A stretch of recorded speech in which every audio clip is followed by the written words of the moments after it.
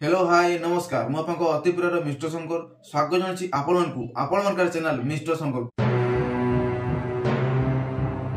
तो डेफिनेटली भाव में 2015 रु स्टार्टिंग होता आज्ञा यही जर्नीटा एसएस राजामौली यही जर्नी को स्टार्ट करते बाहुबली मूवी माध्यम जबरकि बाहुबली मूवी रो आज्ञा जो लेवल अच्छी ना सी नेक्स्ट लेवल थिला पार्ट 1 हो कि पार्ट 2 हो कहीं भी इंडियन सिनेमा रे ए भलिया जिनस देखै पारि नथिले एले एसएस राजामौली देखै कि गोटे एमितिका एरा सृष्टि करले जो एरा को आज समस्त फॉलो करछंती आ एही जिनसटा को से माने एसएस राजामौली स्टार्ट करथिले जेपति कि सिक्वेल जिनसटा पार्ट 1 आसिला पार्ट 2 आसिला तो भाई मचेला तो ताकू प्रत्येकटी हमरो मेकर्स माने प्रत्येकटी इंडस्ट्री रो से सब जिनस को माने कि कह जीवो बिजनेस माइंड रे नहीं कि मिसयूज करछंती आज्ञा दुर्व्यवहार करछंती जा द्वारा हमरो इंडिया रो माने जो शिल्प अछि सिनेमा शिल्प ता बदनाम होबार लागिछि। तो एहा को तीक्ष्ण नजर रे देखि कि हमरो एसएस राजामौली गोटे बड़ पदक्षेप नैछंती ताकर नुवा मूवी आसुतबा हमरो एसएस MB29 जो मूवीटा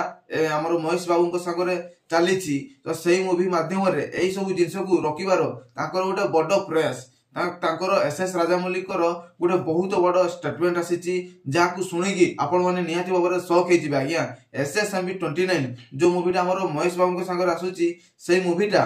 प्राय दुईटा भाग माने रिलीज होबार थिला दुईटा पार्ट रे आसीबार थिला हेले एसएस राजामौली देखिले हमरो इंडियन फिल्म इंडस्ट्री रे बिजनेस माइंड को नहीं कि पार्ट 1 पार्ट 2 कर देछंती हमरो स्टोरी भल हो नहीं कि एगा सेगा हो नहीं जहाँ फल भारतर सिनेमा शिल्प माने कि कह जीवो बदनाम होबार लगी ताकू नजर रखिकी हमर एसएस MB29 को गोटे भाग रे ही रिलीज कर देवार से पदक्षेप नेछंती आ सोशल मीडिया रे निजर पदक्षेप को मध्य जारी रखछंती। तो डेफिनेटली हबो रे एई जिंसटा बहुत भल हो कहीं ना एसएस राजामौली स्टार्ट करथिले एई सिक्वल जिंसटा को एसएस राजामौली रखिबे। तो एसएस राजामौली को कहबा मुताबिक कथाटा जे हमर एसएस MB29 दुईटा भाग रे माने रिलीज हे जीवो कथा रिलीज हे भी जीवो जदि से टिके मटेरियल भल से माल मसला सब जदि रेडी करी पकई देबे ना बढ़िया से जदि कर देबे से तो जानिछो आपण माने से कोन करि पारंती RRR बाहुबली बढ़िया मूवी रे तबाही मजैतिले तो तांको द्वाराटा किछि बड़ कथा नुहे हेले से कहिले मु जदि चाहिबी ताले एई मूवीटा को दुईटा भाग रे रिलीज करि पारिबी ठीक अछि ना पार्ट 1 पार्ट 2 करके रिलीज करि पारिबी बहुत पैसा भी माने कलेक्शन भी हेबो बढ़िया लागिवो सब किछि नेक्स्ट लेवल ले हेबो हेले सेटा मु एबे चाहू नै काहे ना दुर्व्यवहार करछंती सब मेकर्स माने एई सब जिंस को नै कि बिजनेस माइंड रे नै कि दुर्व्यवहार करछंती। तो मु एइटा मोर प्रथम प्रयास एही मूवी माध्यम रे मु देखै देबा पे चाहूची जे गोटे भाग रे भी आसिले मूवीटा तबाही मचै देबो जदि सब किछि बेस्ट थिबो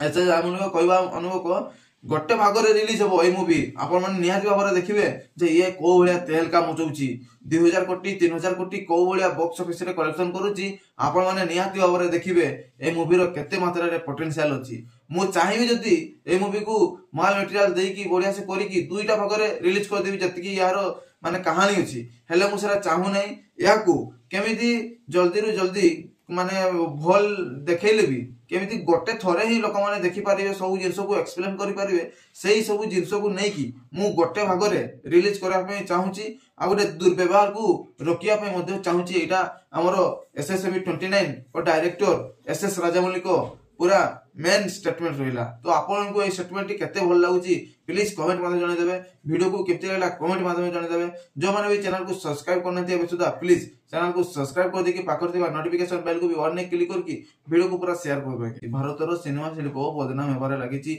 एई सब मिसयूज करछंती दुर्व्यवहार करछंती मेकर्स माने पार्ट 1 पार्ट 2 सिक्वल जो बिजनेस ताकर माइंड रे चढ़ी जाईची एते कोटी होबो एते कोटी बिजनेस होबो एते कोटी कलेक्शन होबो मिसयूज करूनंती आज्ञा मिसयूज करंतु नि आज्ञा बहुत कष्ट रे आज भारतर फिल्म इंडस्ट्री एते डेवलप करिछि आज्ञा ताकू मिसयूज करंतु नि